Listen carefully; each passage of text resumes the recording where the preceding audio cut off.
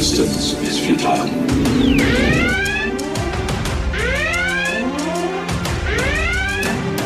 Boldly going where no show has gone before. This is The Week in Geek with David D. Squared, your source for geek and pop culture news that's trending now. Broadcasting from the Gregory Ricks & Associates Wealth Management Studios, here's D. Squared. Greetings, people of Earth! This is The Week in Geek, your source for geek and pop culture news that's trending now. I am your lively host, D Squared. All right, it has been a fun couple of weeks. That is a bald-faced lie, but I got a great show in store for you today. I was able to sneak into the studios this week without letting anybody know, and I got to interview Denise Crosby. It's been 25 years since Trekkies came out. So Tasha Yar, Denise Crosby, and the producer and host of the show Trekkies, and then Trekkies 2, and possibly Trekkies 3? I don't know. We'll talk with Denise tonight about that. But we've got a lot of things to cover. Oh my God, there's just a lot of stuff to cover. So first, let's do this. And now, your top nerd news stories from around the world, brought to you by the Viridian Tea Company. Find them on Etsy. And now, your top nerd news story. Man, it's so weird being back in studio, and I got all the buttons and all the sounders that actually work. And I got my boy Skungy back. Skungy, what's shaking, bacon? Not a whole lot. Just enjoyed myself at the Greek Fest today. You just got back from a con, did you not? I did. I just got back from MobyCon. So big shout out to Martha Howard and Lee Ferropoulos and all the fine staff over there at MobyCon. And of course, Cynthia with Sinful Cosplay, Molly Mayhem, and my guy Jared for taking photos. And I didn't even bother setting up the table. I am just awful, Skungy. We got out there, and I had to do cosplay after dark with Martha and Rika. And let's just say it took 4 hours to get a 2-hour drive. There was an accident on the I-10. I had to get off. It was a train wreck. So, but right when I got to MobyCon at like 6 o'clock, at 7 o'clock was the cosplay panel. So I had to get dressed and get drunk and then get on stage. So next thing I know, it's Saturday around noon, and I'm like, I ain't setting up this damn table. People know who we are. We're the Week in Geek radio show, heard every Sunday on News Talk 99.5 WRNO. So, otherwise, right now. Right now. Well, and here's a fun little thing. I got a chance to talk about it last week. So before we get into the top nerd news, the big news I've got, Skungy, and you might not even be aware of this, is that on the iHeartRadio app, if you go to WRNO, you go to News Talk 99.5 WRNO on the free iHeartRadio app, when you click on there, there's a little red play button, but there's also a little red button with a microphone on it. And what you do is you tap that little microphone button and you have 30 seconds to sound off on anything you want. Last week I was pissing and moaning about how Netflix is charging me $21.99 a month, and they split Stranger Things up into two things. And I'm as soon as the second part of Stranger Things drops, I'm cutting Netflix. I'm done with them. I'm just done with them.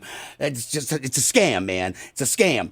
So you hit that little red button and you can comment on that or whatever you like. You could say how much you think Skungy should be in charge of the show and not my dumbass. And you know what? I will probably play that because Skungy needs somebody to stroke his ego. Ain't that right, buddy? Well, yeah, I'm so self-deprecating. It's not even funny. So let's jump right into it. One of the first things I really do want to talk about is all right, so they had Star Wars Celebration. There's a lot of stuff that's come out of it. One of the things, and I don't even want to get into it right now, but Star Wars Survivor, which is Cal Kestis.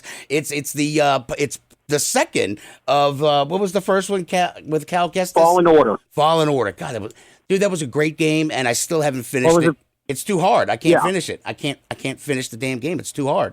But they have the Grand Inquisitor in this as I'm assuming maybe one of the big bad guys. So we'll get to that a little bit later when we start spoiling Obi-Wan. But not only did that come out, but Andor, from the greatest Star Wars World War II movie to ever come out. And we're getting to Amen, brother. Man, I tell you. Well, and this trailer is kind of dark and gritty.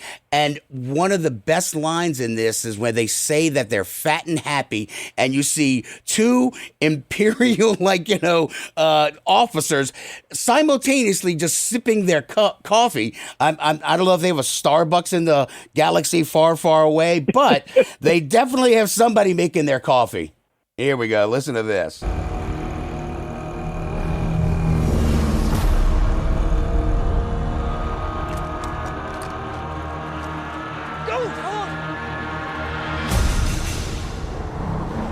So it opens up.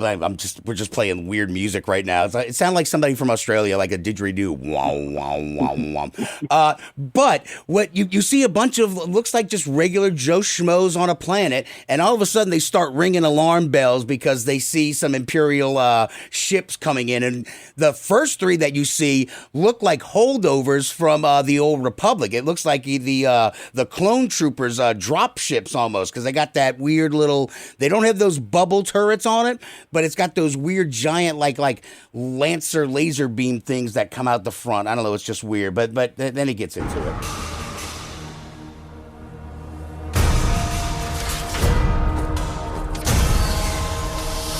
That's them raising the alarms. Ding They're so dong. proud of themselves. Here it is. So fat and satisfied. Sipping their coffee. They're everywhere. They're watching me now. You know who that is, Skungy? You know who that is talking right now? Who's that? Mon Mothma. Frickin' Mon Mothma. Mon Mothma. Yes. Oh, she showed up in Rogue One. She did show up in Rogue One, and then this it's a young Mon Mothma. I don't know, man. I used to play a Star Wars tabletop game, and I had this crazy rebel fighter that I was just full on. I loved me some Rebel Alliance back then, and the running gag was that I was sleeping with Mon Mothma. I don't know.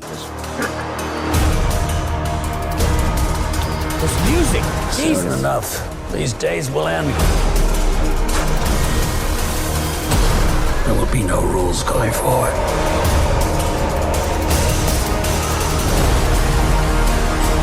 People are standing up.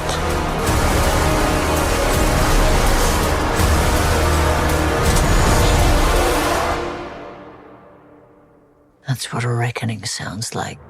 Yes. So this really. This dovetails almost perfectly into Obi-Wan, which we're about to get into. But this is really the early days of the Empire. It's pre-Rogue One, so now this is pre-Death Star. So they're really kind of just taking over the galaxy. It's flipped from the Republic to the First Galactic Empire, and they even show little flashbacks of like the Imperial Senate and all that stuff, or the Republic Senate, whatever you want to call it. So this one looks more like a Cloak and Dagger type of, also kind of like, not the seedy underbelly, but I think it's more of a civilian's look at the Empire, like the plebes. It's the regular folks who are like, they're getting crapped on by the Empire, and they're just like, you know what, we're not gonna take it. And so then, bada bing, bada boom, you get the rebellion. So I'm really interested in this series because just after what we got from Rogue One and the stuff that we got from The Mandalorian, where we're seeing all these other sides of the galaxy far, far away, and it's not Skywalker every 2 seconds or a freaking Palpatine or somebody's a clone of somebody. This is the new stuff we've been begging for, man. This is the stuff. Well, they actually made, I think it was David Filoni and Jon Favreau made a comment this past week at Celebration saying that there are the actors that you have now, there's characters so far, they're going to have to be retired. You have to have new characters and new stories in order for it to survive, and that's exactly what they're going to do. I mean, how many times can you CGI, Palpatine and your boy Oh my God, I'm blanking on his name. The guy who destroyed Alderaan, and then Tarkin. Peter Cushing, Grand Moff yeah, Tarkin. Yeah, Tarkin. There we go. Yeah, that's you're going to have these new characters, and Andor. I mean, Rogue One, and I'm going to say it. Rogue One is the best Star Wars film to come out in the last 30 years. No, easily, man, easily. That was a movie that didn't require a Skywalker. You know, it didn't require Darth Vader at the end. That was just fun. That was worth the wait. Is what that was. Right. But it was only a few minutes, and it didn't really, I guess technically it propelled the story into A New Hope, either which way, because that's what it was. But either which way, though, you didn't need the movie stood alone on itself, and everybody died. It ended on a down note. I mean, that's what life is, a series of down endings. Now, hold up, here we go. All right, we're about to spoil the first 2 episodes of Obi-Wan. If you have not seen Obi-Wan yet, maybe turn down your radio for the next 5 minutes or so. Or if you're listening to the podcast, fast forward to the next break. So, Obi-Wan, let's just kind of jump right into it. One of the things that the very first episode, I thought it started a little bit slow, but it showed the monotony of what Obi-Wan had been doing. It showed that Obi-Wan somehow lost his testicles on Mustafar as well. So he's just basically a sad sack who tries to buy toys, and then Uncle Owen is just like, stay away from me, you weird-ass hermit, and just gives him a paper cut and squeezes lemon juice in it when he's all like, Obi-Wan's like, oh, he must be trained. Yeah, like you trained his father, you bleep, Nope. Wow. Dude, it was hardcore. Uncle Owen was a D-bag, man, and I liked it. And then, let me do it again. Hold up. When you've got the new little young Jedi who's like hiding out, and and then the Inquisitors show up, and they're like the whole thing that they did in the trailers, where a Jedi he's got an itch he can't scratch, he must do good all the time, and the fifth sister who's just pretty much of a pretty cool badass. I'm really digging her character right now. Oh yeah. When she tries to kill the guy and he stops the little dagger with his force powers, but then he finds Obi-Wan, and Obi-Wan. I mean, oh my God, like this is unfortunately what happened with George Lucas. I guess he never realized how much of a hit he would have when a guy's like, "Hey, you're Obi-Wan." Nope, just Ben. I don't know no Obi-Wan. My name's Ben. Ben Kenobi. I don't know any Obi-Wan Kenobis. I'm Ben Kenobi. It's like, dear God. But he lets that dude die. He straight up says, look, don't do anything. And so that first episode really just kind of shows you how out of touch and how much he really took to heart. Go off into the sands of Tatooine and do nothing because we failed. I mean, what? Go ahead. One thing that I absolutely loved about what they did, though, is that you don't realize it, and I didn't even realize it until they just showed it. Basically, Obi-Wan's got PTSD. I mean, he's like everything that happened in the galaxy, everything, the Empire, the subjugation, everything is his fault. He's like, if I would have seen it, if I would have stopped Anakin, if I could have done that, none of this would have happened. Yeah, but it's also Yoda's little green ass's fault, though, too. He should have killed Palpatine, and he didn't. So, they both failed. So he can't have all of that on his shoulders. So, but that's what he thinks, though. Well, right. And then he really got to do it again. All right, we're still spoiling Obi-Wan here, so just be aware. So the second episode introduces Leia. I mean, look, okay, yeah, you're going to have Skywalkers in this because obviously, that's whole Obi-Wan's task is to watch over Luke Skywalker. But then you get little Leia who's, chilling out on Alderaan, and she's like, like this, little princess, but she's a badass already, 10 years old, and she's a little badass who doesn't listen to anybody. And then they make fun of her for being, adopted because, they're all hoity-toity in Alderaan land. And, but then it just goes so quickly. You got Flea from Red Hot Chili Peppers shows up and then kidnaps Princess Leia. I never saw that coming. Flea. What was Flea doing in a galaxy far, far away? Oh, he's been in more movies than you actually think, man. I mean, remember, he was in Back to the Future. He was. No, I guess apparently he must be a pretty big Star Wars fan for them to let him do that. But I mean, his character is just there to kidnap her and propel the story forward, because basically now Obi-Wan is forced to leave Tatooine because, your boy comes in and is like, you got to go rescue my daughter. And he's like, I've got to watch Luke. And so he goes off on an adventure. And the cool part is that second episode when Obi-Wan goes onto that planet whose name escapes me, it doesn't really matter, is that it looks like the test footage that George Lucas had put together for Star Wars Underworld. It's just a bunch of poor galactic citizens just, wandering the streets, just doing their daily business routines or whatever, or they're gambling, they're selling stuff. It's just like it's the world, So it's like all of a sudden you've got, Obi-Wan Kenobi, who's kind of like, I guess back in the big city, and he's just kind of like freaking out because he's like, oh my God. And then here come a couple of stormtroopers. And it really reminded me of that Star Wars Underworld thing. But then you get these cool ass bounty hunters that start showing up, and then just, madness ensues. I do have a gripe about whatever that weird lizard thing that was shooting at Obi-Wan. Like that was the CGI was not very good on that. Fortunately, they kept him in the background, but that was just weird. But either which way, though, I did like how it ended. And the final spoiler, here you go,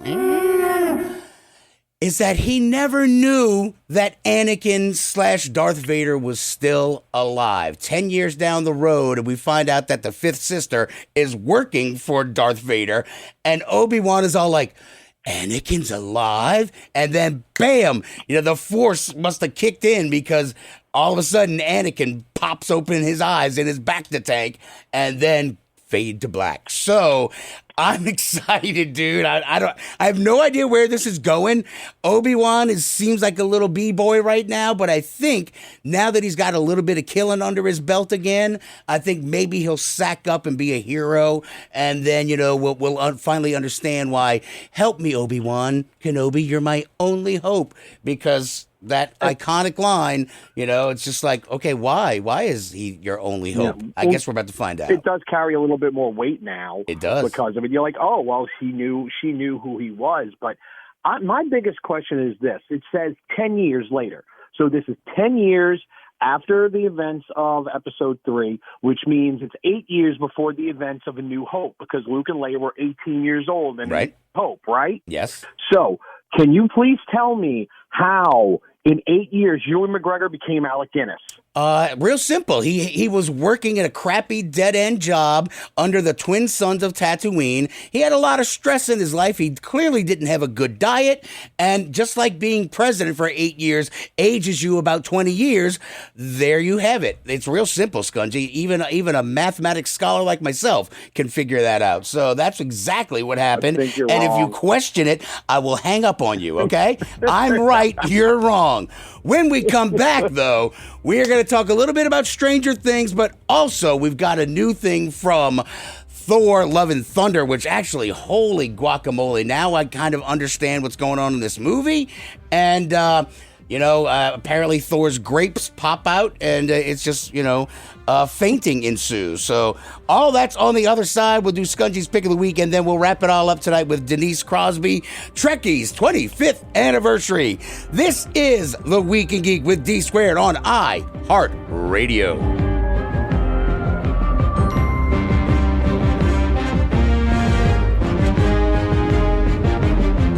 D4 Tabletop Gaming Cafe at 8228 Oak Street wants to remind you that they are open for business. Tables are available for your next game night. Also, the Adventurers League is still running on Fridays at 7 p.m. and Magic the Gathering drafts are still on Saturdays at 1. So come over and check out their expanded inventory of miniatures and miniature paints, board games, RPGs, and TCGs. Find them on Facebook at D4 Tabletop Gaming Cafe or stop by the shop at 8228 Oak Street, just 2 blocks off of Carrollton. Or go to their website at d4cafe.biz. In From the Storm fanzine highlights Black female characters in comics and sci-fi. The fanzine is for and by Black women, featuring original artwork, interviews, and cultural criticism. As Black women fans, we have unique perspectives that are often silenced and discouraged in mainstream outlets. In From the Storm is a shelter from the storm, a place for Black women to gather, learn, and discuss our Black female nerddom. Find them at infromthestormzine.com or at In From the Storm on Facebook.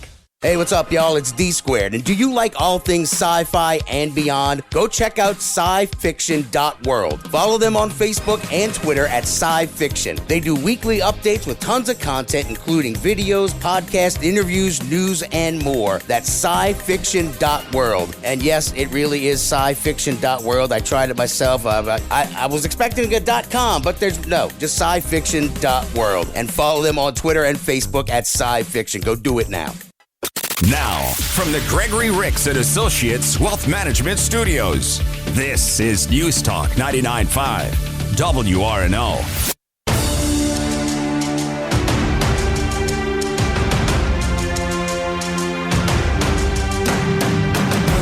Everyone listen!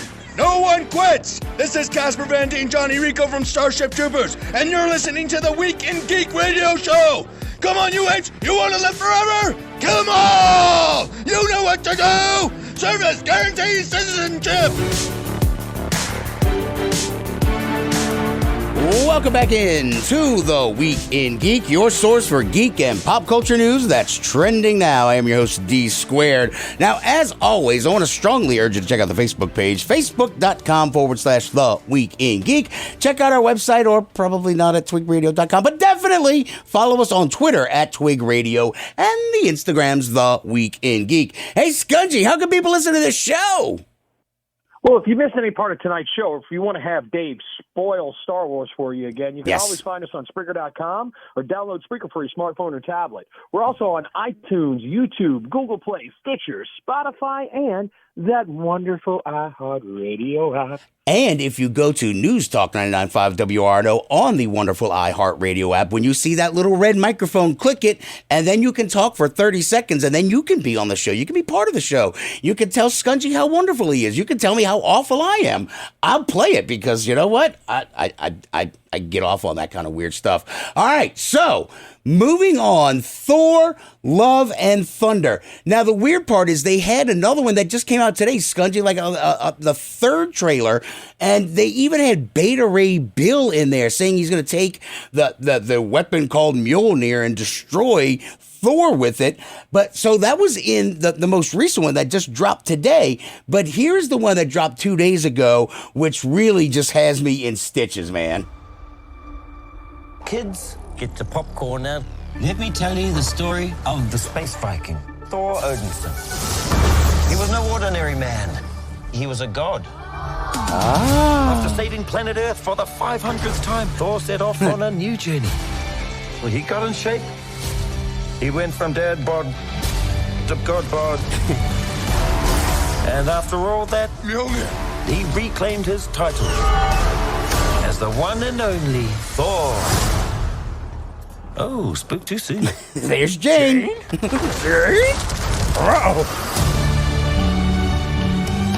The old ex-girlfriend. What's it been like? 3-4 years? 8 years, 7 months, and 6 days. That was oddly specific, Skungy. 8 years. So apparently he's been counting the days. We'll take. Poor guy. Sensing feelings? Well, you're right. I don't care what anybody says, man. But his portrayal of Thor is just beyond awesome. He's like, he gets it. Like, he's just a dude. He's all like, yeah, right, sure. Of feelings. Blah. He just nails it. I don't know why I love it, but The only ones who gods care about is themselves. oh, that's Batman. Yeah, I forgot that, This is man. my vow. All gods will die. Or American Psycho. Take your pick. I just want to say that was very, very impressive what you did back there. He's just my first bad guy. You never forget your first. Awkward. You are not like the other gods that kill. Because I have something worth fighting for.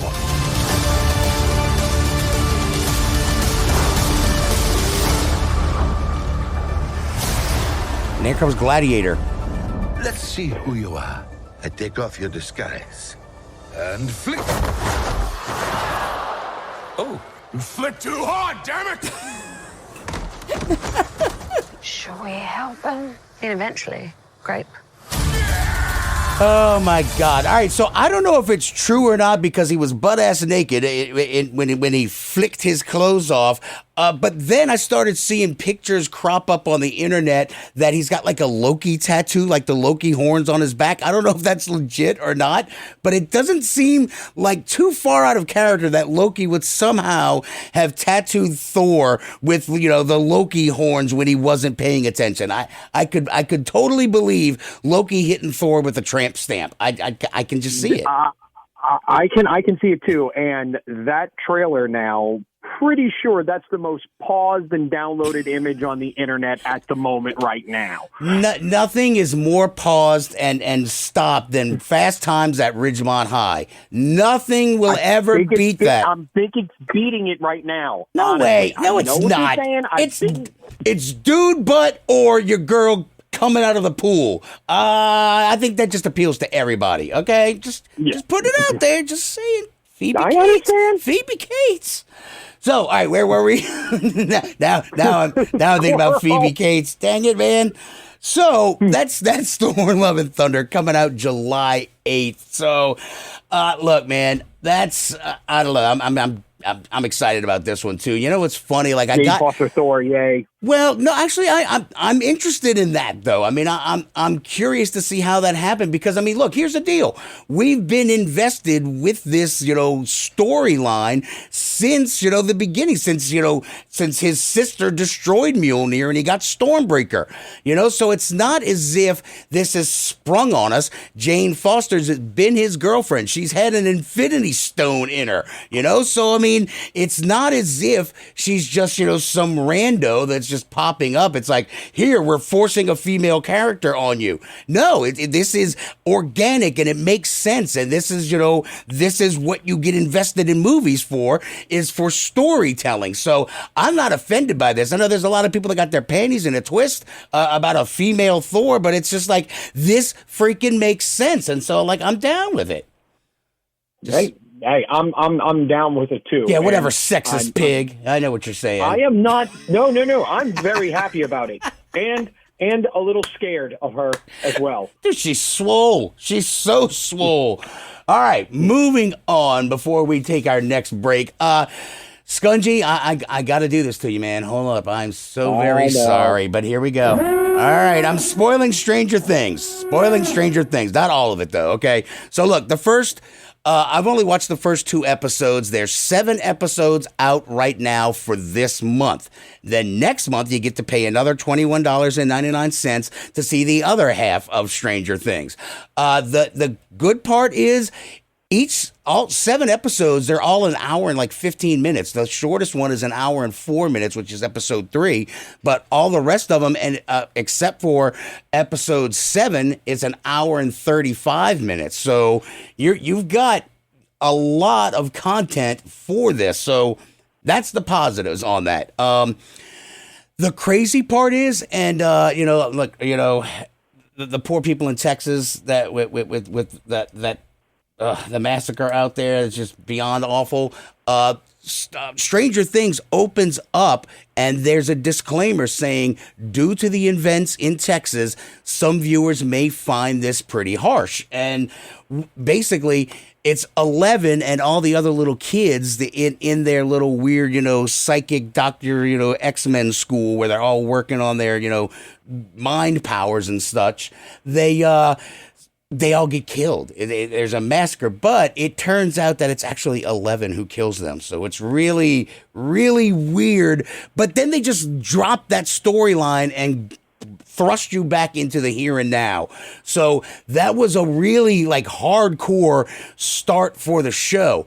The other thing is now all I want to do is play some D&D, Skungy, because look, and I want this shirt. It's the Hellfire Club. So Dustin and Mike, they're all in a new D&D club, and so the guy that you saw in the trailers with the metal guitar, who's on the house playing guitar, that's their dungeon master. So like they've got a whole crew of friends. They're all playing D&D in high school. But the best part is, Skungy, do you remember what was going on during the 80s when Dungeons and Dragons was really taking off? What did they call it? It was 2 words. The something panic?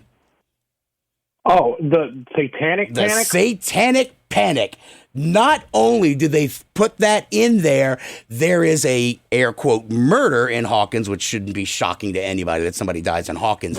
But it immediately gets blamed on these weirdos who are in their basements playing games with demons and casting spells, and they're sorcerers, and they get the jocks to go after them. So this is just beautiful. I mean, it's almost a little, I'm not going to say traumatizing, because I mean, yeah, I got my ass kicked, whatever, it doesn't matter. That was, I don't care. We all did. I'll get my ass kicked again to play Dungeons and Dragons and read comic books. I don't care. Look at me now, paw.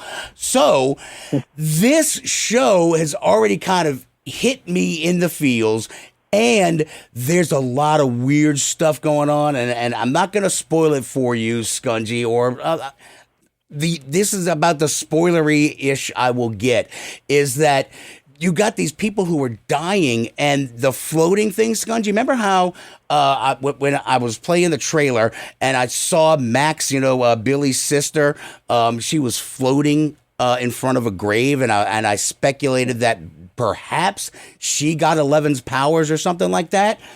I'm dead wrong. Apparently, if you start floating, you're about to die. So now I'm actually worried that Max might die. So it's all kinds of craziness that's going on. And plus, Hopper's alive, and you find out. I'm very put out by this too, Skungy. I was wrong yet again. Man, I suck at this job. He didn't go into the upside down. He somehow, when he jumped away from the platform, there was a 20 or 10 foot drop. And so he fell to the bottom of the chamber in the building when it blew up, but didn't die. He just got knocked unconscious. So that was that was kind of a lame reveal that they gave us. I was expecting him to have jumped into the upside down and then fought his way out only to be captured by the Russians. But it was lame. He just jumped off the deck and landed on the ground. Yay. So there you go. There's the rest of your spoilers. But so far, 2.5 hours into it, I'm loving it. And then Obi-Wan, I mean, I'm excited because like Obi-Wan, they're doing it every Thursday at 2 a.m. I think it's midnight right now. So, well, they dropped them on midnight on Friday or Thursday. So like it was funny. I follow Obi-Wan on Twitter, and so I got a tweet at midnight saying it's streaming now. I'm like, really? So I went on there, and sure shooting, it was streaming at midnight. So there we go. All right. So look, when we come back, we've got your pick of the week, which is actually a board game, which I guess kind of folds into the whole, it's the Dark Tower, right? So it's like all kind of like, It's a Dungeons and Dragons kind of night. And then we're going to wrap it all up tonight with Denise Crosby. It's the Trekkies 25th anniversary. And actually, I got to run downstairs during this break because I think we actually have some DVDs, Blu-rays to give away of Trekkies, because I think they sent me some freebies to give away. So we'll see about that. If you leave a message on the iHeartRadio app, go to News Talk 99.5 WRNO, hit that little red microphone button, tell me you want a copy of Trekkies, I might be able to hook you up. This is The Week in Geek with D Squared on iHeartRadio.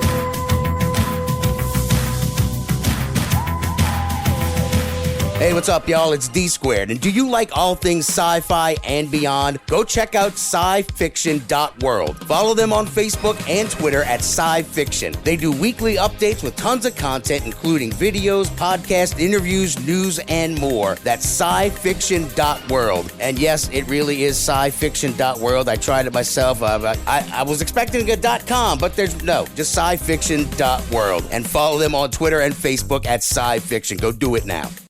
Jezebel Johnston, Devil's Handmaid by Nancy Hansen, is now an audiobook read for you by Brian Held.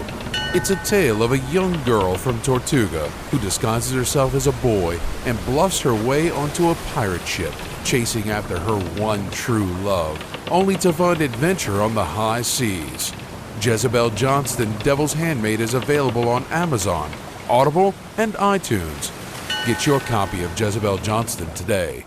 There is nothing like quality when working with a business. That's why Banks Media Connections make sure that your work is done with class, professionalism, and style. Social media and marketing, IT work, videos, decals, documents, business cards, resumes, flyers, and presentations. Banks Media Connections has all of your media and clerical needs in mind. Contact me, Malcolm Banks, at 251-287-4854, or reach out to us on Facebook and Google. Banks Media Connections. If you have a need, we can help with speed.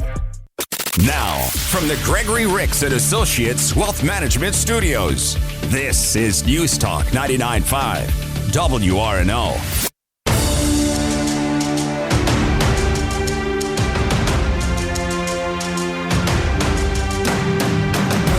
Hey, this is Booker T, WWE Hall of Famer, and you're listening to The Weekend Geek on WRNO. Now, can you dig that, sucker?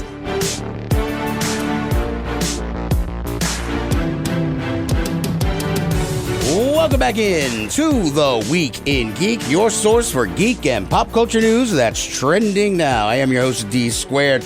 Now, before we do Skungy's Pick of the Week, I got to give a shout out to my guys, Dice Junkies, Q and the crew. I was hanging out with them over there at MobyCon, and Skungy, I've never had them on the show now that I stop and think about it, and I really like these guys. I hang out with them at every freaking con, and we've never had them on the show, bro. I don't know how that happened. That is a travesty. It is. So I gotta get the guys on the show. All right. So now you need to do better at your job. Shut up. Skungy's Pick of the Week. I am not what you would call a handsome man. I love lamp. Skungy's Pick of the Week. He might be an idiot savant. Skungy, what's shaking bacon, jerk? All right. What are we talking about, butthead? So we're talking about, there's a game called Return to Dark Tower, a board game that came out just recently to retail. Yes. This was actually a Kickstarter project that was put out. It was like in 2019, I believe, 2019, when it originally launched the Kickstarter. And due to COVID and shipping and everything like that, it was pushed back, but it's now come out. Backers got it a couple of months ago, and now it's on retail. The Dark Tower, Return to Dark Tower, is going back to the original game. Now, some people might not remember it. Some people do. There was this really cool game in the 80s called The Dark Tower, and it had this electronic tower that like made noise and stuff like that and told you what to do. Do you remember that? I do. I absolutely remember that. So that is a Grail game. That is an extremely hard game to find because number one, it's electronic. It's like 40 years old. Trying to find one that works. Good luck. I remember somebody found one at like a red, white, and blue thrift store one time, and like they found it for like $5, and like everything worked. I'm just like, oh my god. I mean, that's like finding the Van Gogh in your attic. You know what I'm saying? Exactly. It is one of the hardest Grail games to find. So this extremely cool company called Restoration Games, they have recently, in the last couple of years, have found games that were very popular back in the 80s or 90s, and were like, let's redo them. Okay. So one of their first projects that they did that I kickstarted was Fireball Island. I've talked about that before. Yes. And it was gorgeous. Well, they said, we want to do this. So this game is, this is such a cool concept. So it's that fantasy realm. The game is an app-driven game. So you download an app on either your phone or your tablet, and it connects to the tower. And as you're going through, they've got these buildings that you can go to do different things like get your spirit up, and you've got a quest that you're going on in a main baddie that you're trying to fight. He's going to come. You've got to get so many quests done so he comes out of the tower so you can fight him. Okay. You go around the board doing mini quests, fighting enemies, going into dungeons, basically leveling up your character as well, because you're going to get you've got these really cool abilities that you can do, that as you go on, you spend the spirit to unlock new abilities that you can do and power. You can collect treasure that's going to help your character out. You have allies that are going to help you out as well. Ooh, okay. But and they have these buildings that are throughout the entire world that you can go there to do, say, I'm going to get spirit at this one, or I'm going to recruit troops at this one, because that's how you fight. You're going to lose troops in your fighting. Okay. Or, I get items or stuff like that. But at the end of every turn, you have to take a skull and drop it into the tower. Okay. That tower, now that skull, if it rolls out of the tower onto like an area, you have to take that skull and put it on one of the buildings. Whenever a building gets 3 skulls, it's destroyed. And then you take corruption, which makes the game harder and is one of the ways that you lose. But here's the thing. The skull might not drop out of the tower because you don't know. Right. Because it's an electronic tower, things happen. At the end of every turn, it's like, and the tower will start moving on the inside. Now, there are these doors that cover up these holes in the tower. Okay. So you're sitting there, and at the end of every turn, you drop the skull every turn. But sometimes something else will happen, and it'll be remove this glow, and then a door will start glowing. It's like, remove that door. So you remove it. And you remove that door, and 3 skulls drop out because they've been sitting there waiting. That's insidious. That's just evil. I love it. But you don't know. You can pull it and nothing happens. Right, okay. And it reveals a glyph, and which makes the game sometimes harder, sometimes easier, depending on how it's going, because this glyph will glow, and trying to do a certain action with that glyph takes more points, more actions to get through it. Okay.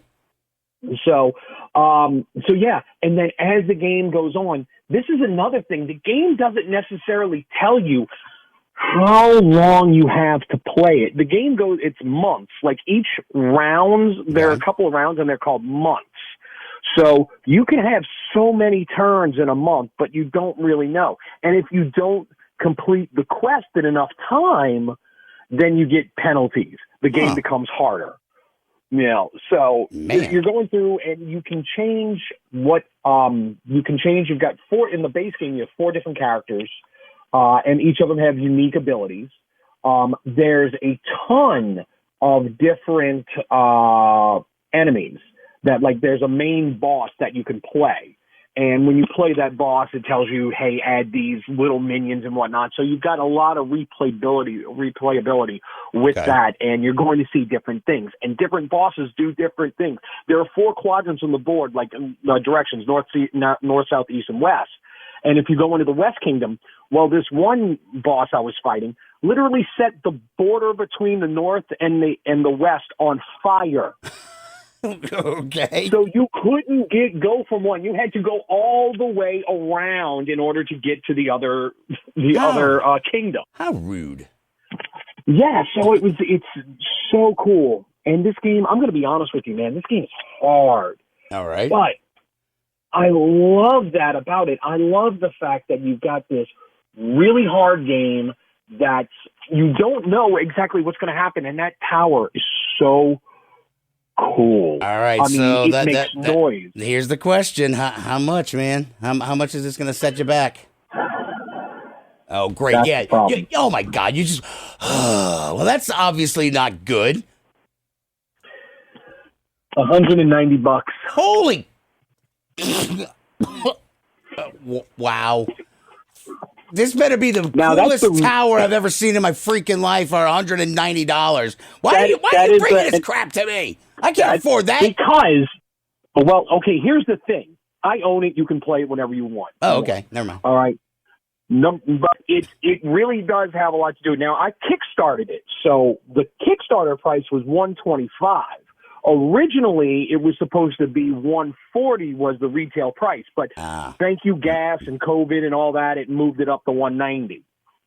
Gotcha. Now, there is an expansion available for it for $35 that comes with 2 extra heroes to play, and it adds guilds, which is really cool, but also makes the game harder. Oh, my God. Man, I mean, look, it's an experience to play this game. If you get a chance to it, if you have the means, or even if you know somebody who plays it, this is a board game that it is definitely a presence. People walk by and go, what is that? What is going on there? And it is something that everybody should experience once. Now it's the time. You can finally be the cool kid on the block. Yes! All right, coming up next, Denise Crosby, the 25th anniversary of Trekkies. It's out now. It's remastered, and the dude who was like really dorky Skungy, he in Trekkies 2, he actually finally got laid. So there's positive movement, but she actually updates me on not only did he get laid, he got a job. All that's coming up next, right here on The Week in Geek with D Squared on iHeartRadio.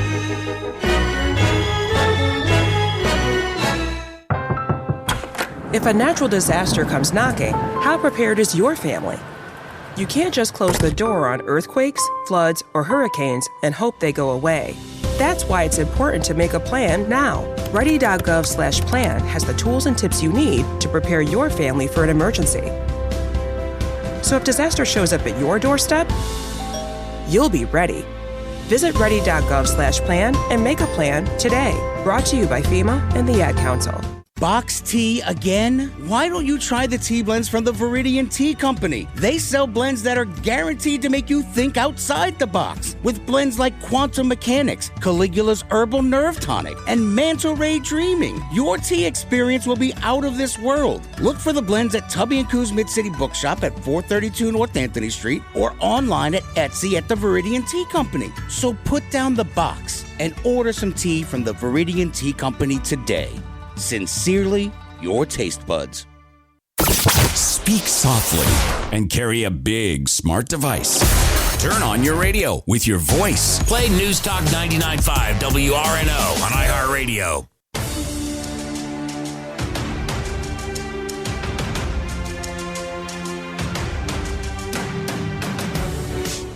Hello, this is Ethan Peck, Mr. Spock in Star Trek Discovery, and this is The Week in Geek.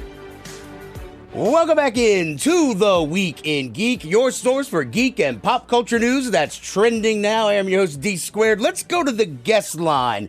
25 years ago, damn it, when did I get old? Trekkies came out, and now on the 25th anniversary, a Blu-ray edition, reformatted and everything, and to help talk about it, the host and producer, Tasha Yar from Star Trek The Next Generation, Denise Crosby. Denise, how are you? David, I'm good. How are you? I'm good. I was running out of breath there at the end. So look, Trekkies, 25 years. Who knew? Where did that go? Where did that time go? I do not know, but what I do know is that now that this is back out, I mean, you know, like 1997 it came out. I'm wondering, where are all those folks today? Because I know you caught back up with some of them in Trekkies 2, and then I guess that begs what's going on with Trekkies 3. But where are some of these people today? Because you had some real characters in there. Oh, we do indeed. The one that I have stayed somewhat in touch with is our young boy Gabriel. Oh yeah, who is remember Gabriel? Yeah, who takes the phone call and tells him to don't bother me. which became like a meme.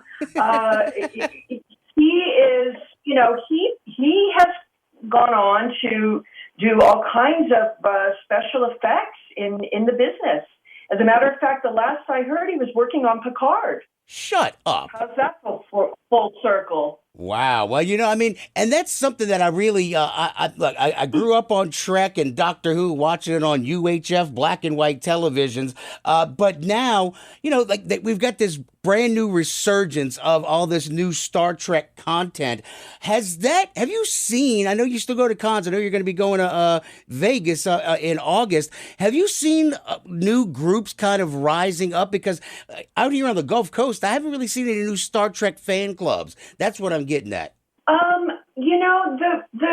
You don't really see like a kind of a new sort of group forming. The fans all kind of are just blend into one big happy family. There's new people. There's obviously younger people discovering the show. It's one of those things where multiple generations can watch together. It's rare that there's a television show like that. So, when I first was watching the original series in syndication, I think I was about 18, 19 years old, and I was watching it with my 82-year-old Italian immigrant landlord. Wow. We would watch it, but we would each enjoy it in our own respective ways and share it together. We're visiting with Denise Crosby. Trekkies, the 25th anniversary is out now. One of the things that I wanted to talk about in Trekkies, when James Doohan talked about, a girl who wrote him a suicide note, and then he spent several years, staying in contact with her, and he was tearing up in Trekkies about that. And it makes me think about a lot of the stars and celebrities from all the Star Trek things, like Doug Jones in particular. I got a chance to meet him, and I have never met a more genuine, likable human being on the face of the planet till I met Doug Jones. He sincerely cares about the fans, and I think that's something that a lot of Trek alumni have in common. Yeah, Doug is, you nailed it. He is very, very sweet and kind-hearted, and that's just who he is. So, of course, he's going to have a genuine care for any person that comes, into his life. The fans, I think all of us are understanding that, they are responsible for whatever success that we have, and so it's a very symbiotic relationship. And all of us have had stories of struggle and overcoming obstacles, that we've heard from various people all over the world, and how Star Trek has encouraged them, given them something to hold on to, some ideals to aspire to, and none of that is lost on us, and we are very, very grateful. Denise, we're running out of time, but one final thing. Are you going to pop up in Picard? Because I know Frakes is supposed to be filming season 3. Are you going to pop up in some of the new stuff? Please say yes. I'm not scheduled to do anything on Picard, but I would love to pop up on any of the others, and they keep making all kinds of stuff. So the one thing I've learned about Star Trek is you never say never. Right. You might come back as a Romulan. Who knows? Denise, thank you so much for your time. Folks, go out there and get the 25th anniversary of Trekkies. If you haven't seen it yet, shame on you. It's just gold. I think I know like 30 people from that documentary, not personally, but I know a fan like them. Denise, thank you so much for your time today. David, be well. Take good care. I will. Thank you so much. Appreciate it. All right, that's going to do it for tonight's show. Thank you, Denise. Thank you, even Skungy. And look, go out there and enjoy Memorial Day tomorrow. Follow us on Twitter at Twig Radio. Instagram's The Weekend Geek. The iHeartRadio app. Go to News Talk 99.5 WRNO. Hit that little red microphone. Leave me a message. You can be on the show. Who doesn't want to be on the show? Be on the radio. Till next time, keep your nerd flag raised high. WRNO FM, New Orleans, an iHeart radio station. Available everywhere on our free iHeart Radio app. #1 for music, radio, and podcasts, all in one.